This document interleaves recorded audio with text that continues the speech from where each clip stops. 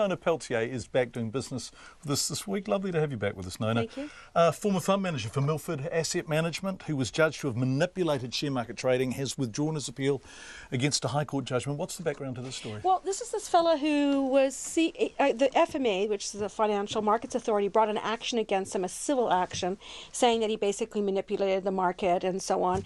And he was judged that he had, and he was fined $400,000, and he was also barred from trading for 5 years, managing a company and also trading. So yeah, it was a fairly severe penalty. Yeah, it was. And so he appealed, but he's dropped that appeal now, and so the FMA was also appealing, sort of a cross action, and they've both dropped the action, so that's the end of the story. So it remains a victory for the FMA, doesn't it? Yes, it sure does. Yeah. And it was the first time that the FMA brought this kind of an action, but then again, the regulations are fairly new. So. Yeah, that's right. And you would expect that they are keeping a pretty close eye. It was quite a big branding exercise for the FMA at the time. In other words, it was an example, particularly in the context of the fine, which was substantial, of what they could do and would do. Yes, and this was in 2014, and we've seen since then the FMA has taken actions against others in different situations, but yeah, they are certainly using their powers to enforce the rules for sure. And you can expect that we'll see that tougher trading conditions across the markets, and I fair enough too, because people are putting their nest eggs there, and if they're not feeling that the market is being manipulated, it's good enough that they should be on the job. That's what we get them for. Investment and business confidence holding steady? Yes, we had a couple of confidence surveys today. We had an investor confidence survey from the ASB, and that showed that investor confidence is a little more cautious than we've seen in the past, and that's partly because our assets are fully priced, and that's like the market is at the top value,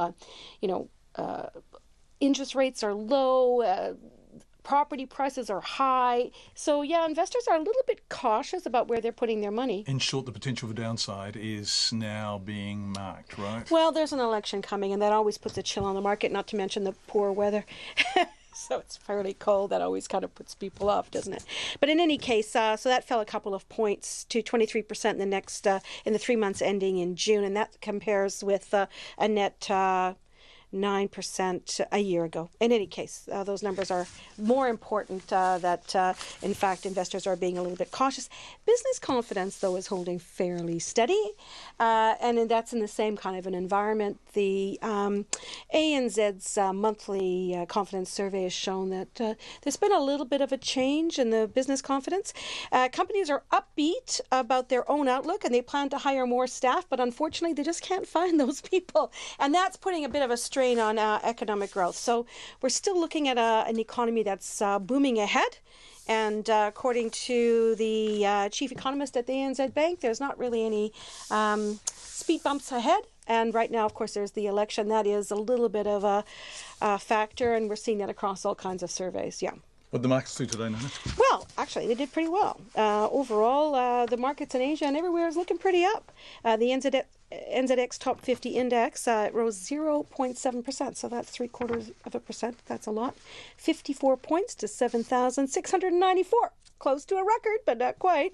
And the dollar is steady at 75.1 US cents, 94 Australian, and 57.2 pence. Nona Peltier, our business reporter here in Auckland. Thank you.